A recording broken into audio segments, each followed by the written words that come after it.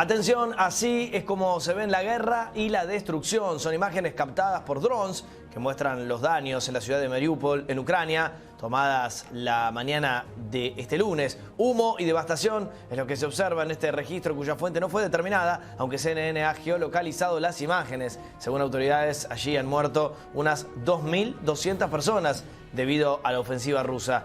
Es un fuerte aumento respecto a la cifra de casi 1.600 víctimas anunciada anteriormente. Y en las últimas 24 horas la ciudad ha sufrido 22 bombardeos. Todo esto ocurre mientras un esperado convoy humanitario se mantiene a cierta distancia para poder ingresar.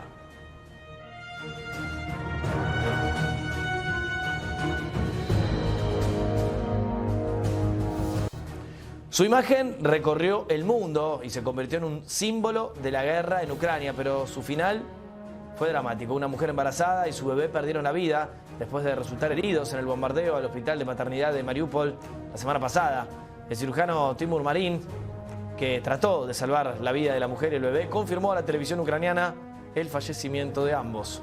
El médico explicó que el niño fue extraído por cesárea sin signos de vida y que después se intentó reanimarlo durante más de media hora sin resultados. La mujer también recibió reanimación y medidas anti-shock, pero el equipo médico no pudo salvarla. La noticia plasma el horror del conflicto armado y su impacto en millones de civiles ucranianos.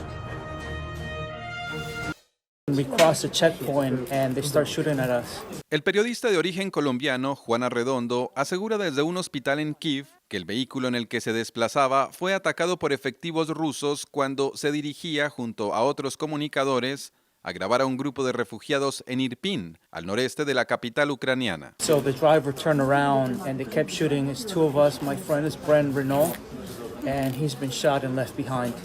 El jefe de la policía de la región de Kiev confirmó la muerte de su compañero de viaje, el periodista estadounidense Bren Renault. El Departamento de Estado en Washington también corroboró su deceso. I saw him being shot in the neck. Arredondo, fotoperiodista y profesor adjunto en la Escuela de Periodismo de la Universidad de Columbia, había publicado horas antes en su cuenta de Instagram fotos de Sotomer, Ucrania, indicando que se encontraba en una asignación. Bren Renault, un galardonado periodista y cineasta, se encontraba trabajando en Ucrania en un documental sobre la crisis de refugiados para Time Studios, de acuerdo con un comunicado emitido por el editor en jefe de la revista Time. El Comité para la Protección de los Periodistas denunció el ataque contra los comunicadores y exigió que los responsables sean llevados ante la justicia. Renault es el primer periodista extranjero asesinado durante la guerra en Ucrania.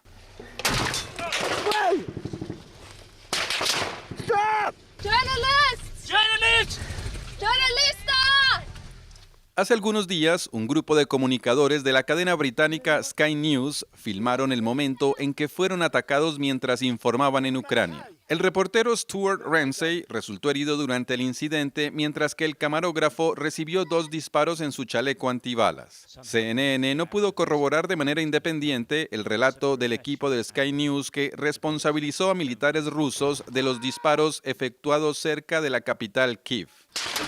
Michael Roa, CNN, Atlanta.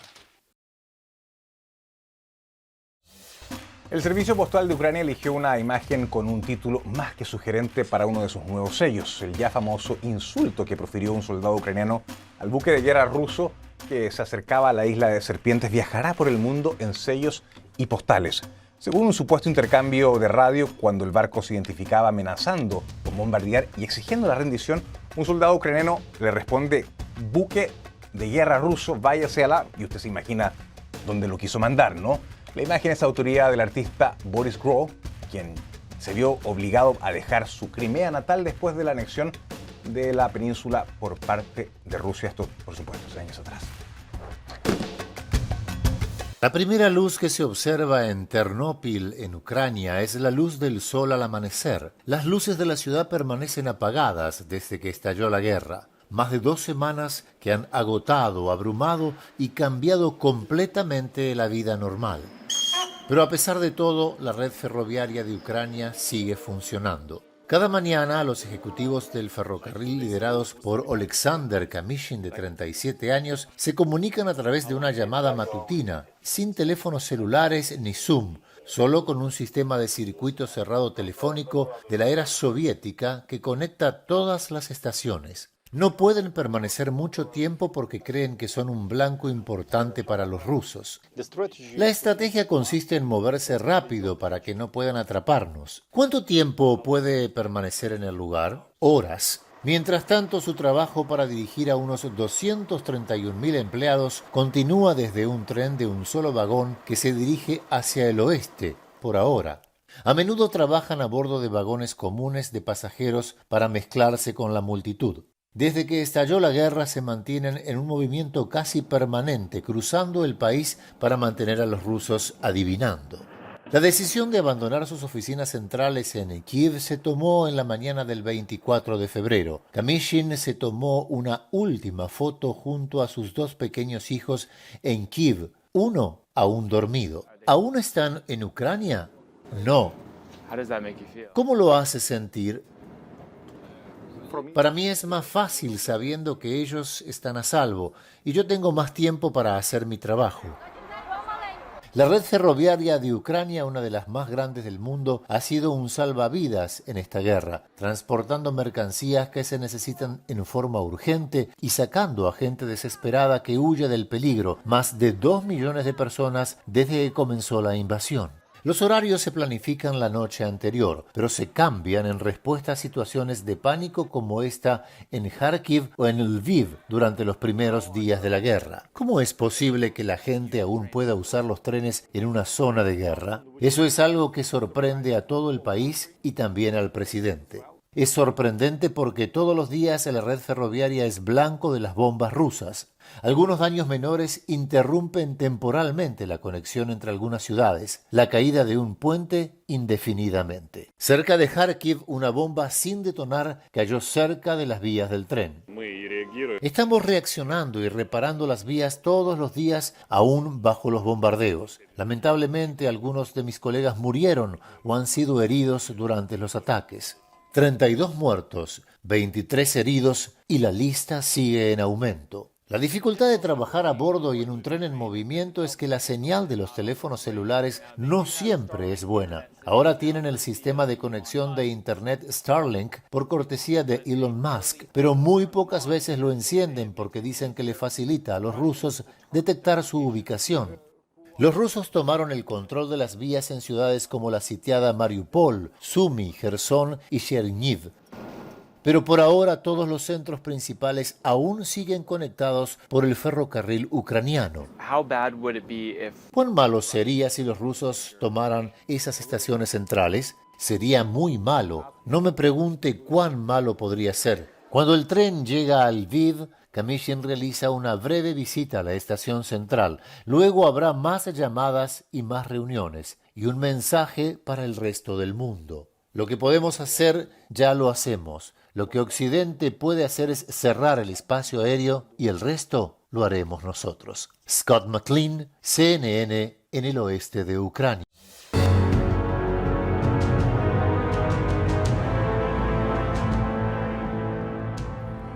Con la guerra de Ucrania, el mundo se dirige hacia una crisis alimentaria que podría afectar a millones de personas.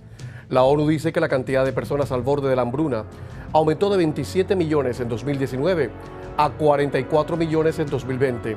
Los suministros de Rusia y Ucrania, que en conjunto representan casi el 30% del comercio mundial de trigo, ahora están en riesgo. El costo del maíz, la soya, los fertilizantes y los aceites vegetales también ha aumentado. Los expertos dan por hecho esa crisis alimentaria. La pregunta es, ¿cuán grande será?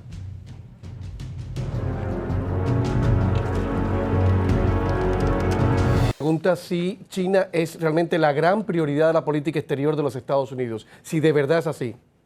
Sin duda.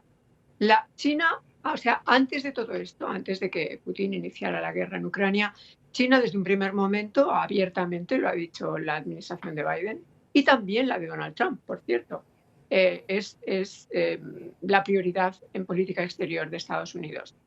Una de las cosas por las que a China, por cierto, que he olvidado decir esto en el segmento anterior, una de las cosas por las que China apoya también a Rusia es porque le interesa muchísimo desviar la atención de Estados Unidos que se dirija la atención a Europa, que se meta en una guerra, en un conflicto complicado en Europa, para que desvíe la atención de Asia y de China, lógicamente, en cuyo caso China sería el único ganador. De ahí que la política de contención de Estados Unidos sea una política pues bastante sabia, ¿no?, en estos momentos, porque si no se metería en un conflicto que le desviaría completamente de sus intereses fundamentales, respondiendo al televidente, ¿no?, de sus intereses, que es básicamente volver la mirada hacia Asia, nuestro competidor, nuestro rival económico, y en el podio hegemónico es China, no es Rusia. Rusia, como dijo en una ocasión el presidente Obama, ya no lo es, un poder regional, aspira a recomponer su esfera de influencia de la era soviética, y por eso ha empezado con Ucrania. Y en eso estamos en estos momentos. No sabemos cuál va a ser el final, pero dudosamente va a tener un éxito rotundo, ¿no? Sí, ella ha empleado armas químicas en Inglaterra, por ejemplo, cuando mató a unos opositores. Y es bien posible que emplee armas químicas o hasta un dispositivo nuclear táctico en Ucrania. Y yo creo que mientras que el uso de esas armas no afecten a los países de la OTAN, es poco probable de que la OTAN decida intervenir directamente en Ucrania. Tiene la libertad de acción para hacerlo.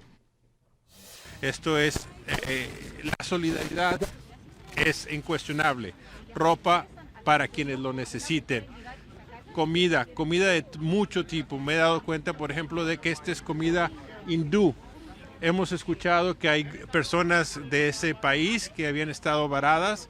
Entonces, la comunidad se ha solidarizado de la misma manera que hemos visto, trayendo un poquito de esos sabores de sus países. El ejército y la policía polaca que están vigilando constantemente de una manera muy amable y muy segura, porque una cosa que nos llamó la atención, estuvimos en un albergue más temprano y, por ejemplo, al salir la policía nos paró para asegurarse que no estuviéramos sacando gente de ese lugar. Eso es una medida de seguridad para evitar que alguien vaya, especialmente los niños, que son los más vulnerables.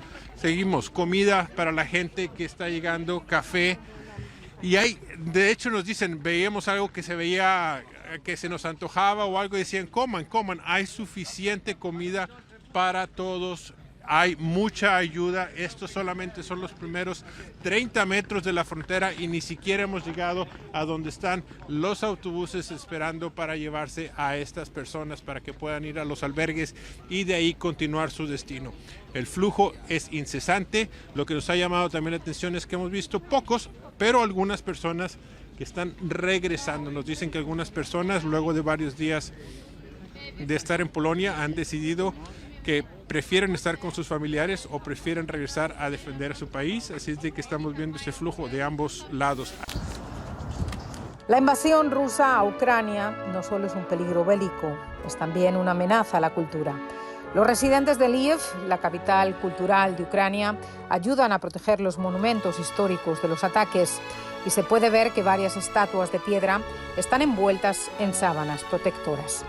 La ONG de Patrimonio Fundación de Lviv para la preservación de monumentos arquitectónicos e históricos asegura que los conservadores de arte y los lugareños participan de los trabajos de protección. La organización compartió imágenes en Facebook tomadas en la céntrica plaza del mercado de la ciudad que muestran a personas en escaleras envolviendo esculturas del dios romano Neptuno y la diosa griega Anfitrite en plástico. Las figuras de piedra caliza se construyeron hace más de 200 años, con fuentes acompañantes ubicadas en cada una de las esquinas de la plaza.